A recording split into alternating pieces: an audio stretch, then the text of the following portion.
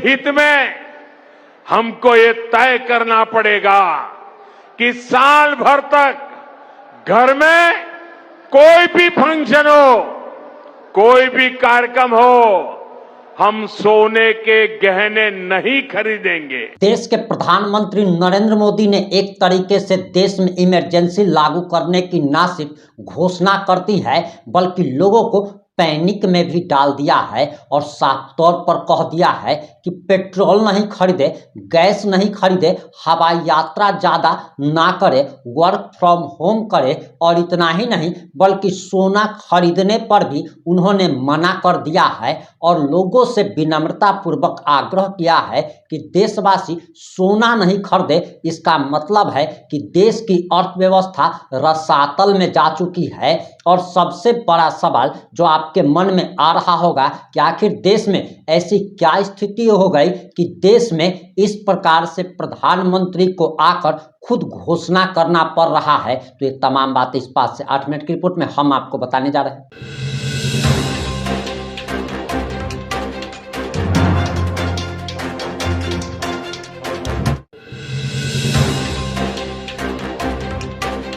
नमस्कार, मैं प्रिंस कुमार सिंह, आप देख रहे हैं पॉजिटिव इंडिया। अगर अभी तक आपने चैनल को सब्सक्राइब नहीं किया है तो खबरों से अपडेट रहने के लिए कृपया चैनल को सब्सक्राइब कर लीजिए और जो लोग ऑलरेडी कर चुके हैं तमाम लोगों को हृदय धन्यवाद। अब वापस आते हैं अपनी खबर पर और सबसे पहले आप प्रधानमंत्री का ये बयान सुनिए, उसके बाद हम आपको इसके पीछे कारणों का भी खुलासा करने जा रहे हैं और कारण जानना आपको इसीलिए सबसे ज़्यादा जरूरी है क्योंकि आप भी इस देश में रहते हैं और देश में अगर कोई भी आपात स्थिति आती है तब इसके लिए आपको भी भुगतने को तैयार रहना पड़ेगा। सबसे पहले आप जरा ये बयान सुनिए। करते गिर गई थी। कोविड के बाद यूक्रेन में युद्ध शुरू हो गया, उसने दुनिया की परेशानियां और बढ़ा दी। फूड, फ्यूल, फर्टिलाइजर, इन तीनों चीजों पर गंभीर प्रभाव पड़ा। बीते 5-6 वर्षों में इस संकट से निपटने के लिए हमारी सरकार निरंतर प्रयास कर रही है। आपको याद होगा उस समय और आज भी फर्टिलाइजर की एक बोरी दुनिया में 3-3 हजार रुपये में बिक रही थी। एक बोरी का 3,000 रुपया। कितना आप बताएंगे? एक बोरी का कितना? आंकड़ा नहीं, बोलिए मुंह से। 3,000 रुपया एक बोरी का। कितना? एक बोरी का कितना? एक बोरी का कितना? और भारत के किसानों को वही खाद की बोरी 300 से भी कम रुपये में दी जा रही है। 3,000 के सामने 300 रुपये में। सप्लाई चेन की इन मुश्किलों के बीच पिछले 2 महीने से हमारे पड़ोस में ही इतना बड़ा युद्ध चल रहा है। इसका असर पूरी दुनिया पर पड़ा है और भारत पर तो और भी गंभीर असर हुआ है। साथियों, भारत के पास बड़े बड़े तेल के कुएं नहीं है। हमें अपनी जरूरत का पेट्रोल, डीजल, गैस, ये सब बहुत बड़ी मात्रा में दुनिया के दूसरे देशों से, बाहर से मंगाना पड़ता है। युद्ध की वजह से पूरी दुनिया में पेट्रोल, डीजल, गैस और फर्टिलाइजर के दाम बहुत अधिक बढ़ चुके हैं, आसमान को भी पार कर गए हैं। अड़ोस पड़ोस में देशों में क्या हाल है वो तो अखबारों में आता है। भारत सरकार इस युद्ध के पिछले 2 महीनों से देशवासियों को इस संकट से बचाने के लिए लगातार प्रयास कर रही है। नागरिकों पर बोझ न पड़े, इसके लिए सरकार सारा बोझ सरकार खुद अपने कंधे पर उठा रही है।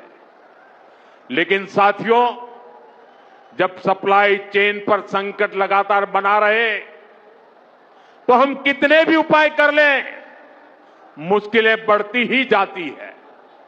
इसलिए अब देश को सर्वोपरि रखते हुए, मां भारती को सर्वोपरि रखते हुए हमें एकजुट होकर के लड़ना होगा।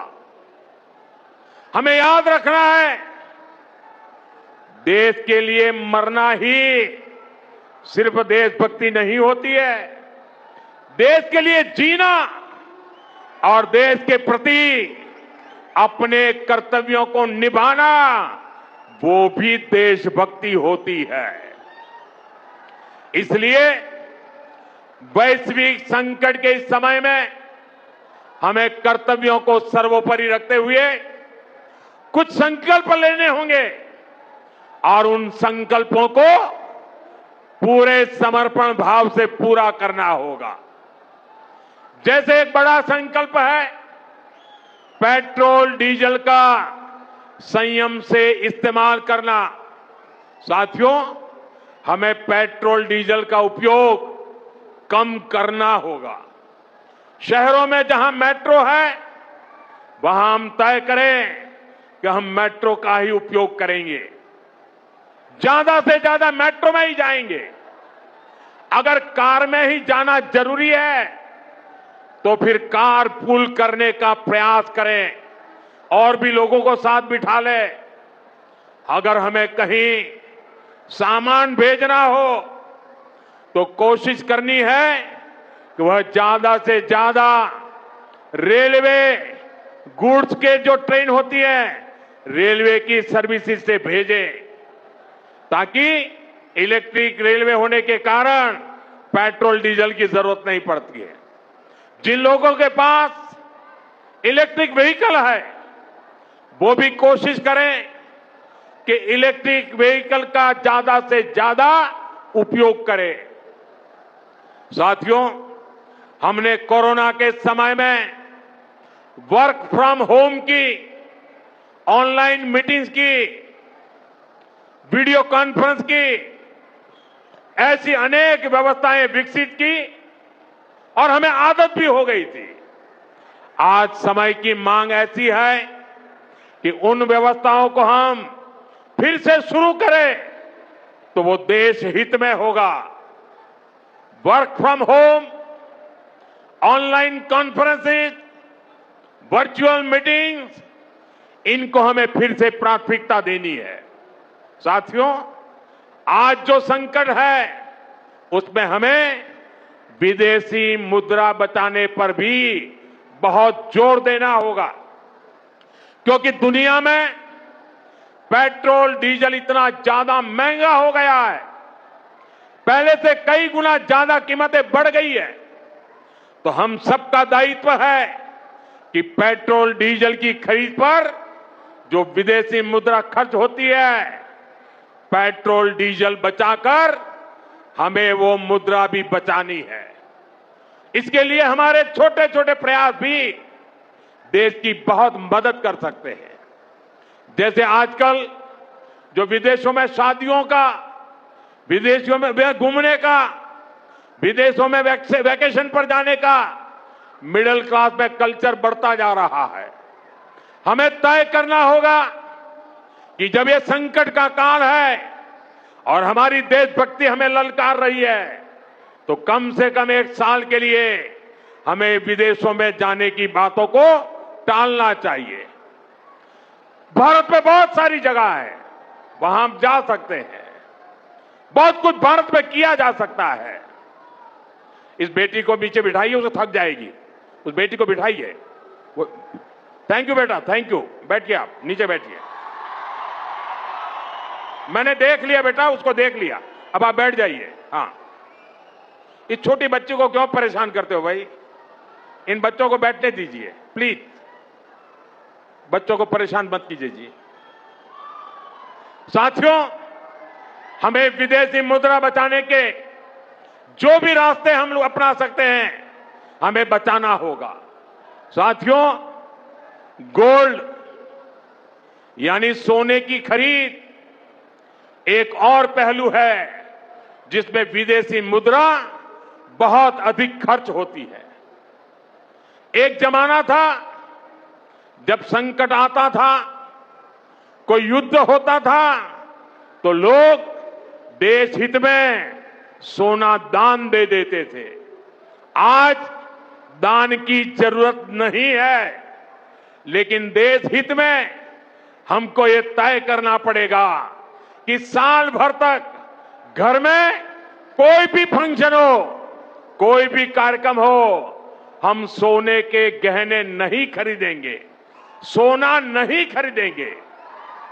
विदेशी मुद्रा बचाने के लिए हमारी देशभक्ति हमें चुनौती दे रही है और हमें इस चुनौती को स्वीकार करते हुए विदेशी मुद्रा को बचाना होगा। साथियों, ये समय एक और बड़े सबक का भी है। एक समय था जब हम कॉपर एक्सपोर्ट करते थे, लेकिन आज भारत के सामने स्थिति ऐसी बन गई कि अब हमें कॉपर को भी इंपोर्ट करना पड़ता है। हमारे देश में हड़तालें करवाकर कॉपर प्लांट्स को ठप करवा दिया गया और अब हालत यह हो गई कि हमें कॉपर बाहर से मंगाना पड़ता है और उसमें विदेशी मुद्रा खर्च होती है। इसलिए मैं ऐसे सभी मजदूर संगठनों से भी कहूंगा कि हमें ऐसी बातों का जरूर ध्यान रखना चाहिए। भारत को आत्मनिर्भर बनने से जो भी कदम रोकते हैं, उनमें हमें दूरी बनानी होगी और जो लोग ऐसी साजिशों में जुटे हैं, उन पर भी कड़ी नजर रखनी होगी। मैं देश की अदालतों से भी आग्रह करूंगा कि ऐसी स्थिति आने पर देश हित में हमें कोई ना कोई रास्ता निकालने की तरफ बढ़ना चाहिए। साथियों, ऐसे ही खाने के तेल का भी है। इसके आयात के लिए भी बहुत बड़ी मात्रा में हमें विदेशी मुद्रा खर्च करनी पड़ती है। हर परिवार अगर खाने के तेल में खाने का तेल का जो उपयोग करता है, अगर वो कुछ कमी करे, मैंने बार बार कहा है 10% कम करो। अगर हम तेल खाना कम करें ना, तो भी वो देशभक्ति का बहुत बड़ा काम है। आप देश सेवा में योगदान दे सकते हैं और इससे देश सेवा भी होगी और देह सेवा भी होगी। इससे देश के खजाने का स्वास्थ्य भी सुधरेगा और परिवार के हर सदस्य का स्वास्थ्य भी अच्छा रहेगा। साथियों, विदेशी मुद्रा की खपत वाला एक और सेक्टर हमारी खेती है। हम बहुत बड़ी मात्रा में बाहर से केमिकल फर्टिलाइजर इंपोर्ट करते हैं। केमिकल फर्टिलाइजर खेती के कारण हमारी धरती मां को बहुत पीड़ा हो रही है, हमारे खेत बर्बाद हो रहे हैं। अगर आज हम अपने खेत को नहीं बचाएंगे तो भविष्य में फसलों पर भी खतरा आ जाएगा। इसलिए बहुत जरूरी है कि हम केमिकल फर्टिलाइजर की खपत 25%, 30%, 40%, 50% उसको घटाए, आधी कर दें। आपने प्रधानमंत्री जी का बयान सुन लिया होगा। अब आपको बताते चले कि देश की ऐसी हालत इसीलिए हो गई है कि बिहार में ही आपने देख लिया होगा कि चुनाव के समय में रेवड़ियां बांटी जा रही है। सिर्फ बिहार नहीं बल्कि देश के हर राज्य में तो यही हो रहा है और बिहार में 10-10 हजार रुपया देकर 10,000 करोड़ रुपया टोटल बांटा गया था। आरक्षण के नाम पर, सब्सिडी के नाम पर, फ्री स्कीम को लेकर के किस तरीके से देश में रेवड़ियां बांटी जा रही है, इससे आप सभी लोग पूर्ण परिचित हैं। यानी कि जनरल वाले को 2 लाख रुपया देना पड़ेगा, वहीं ओबीसी को 50,000 और SC ST को कुछ भी नहीं। तो आखिर SC ST का खर्च कौन उठा रहा है? तो देशवासी ही उठा रहे हैं और इन्हीं सब कारणों से देश की अर्थव्यवस्था रसातल में चली गई है। इस पर आपकी क्या प्रतिक्रिया है? अपनी प्रतिक्रिया जरूर दीजिएगा। जुड़े रहे हमारे साथ। जय हिंद, जय भारत।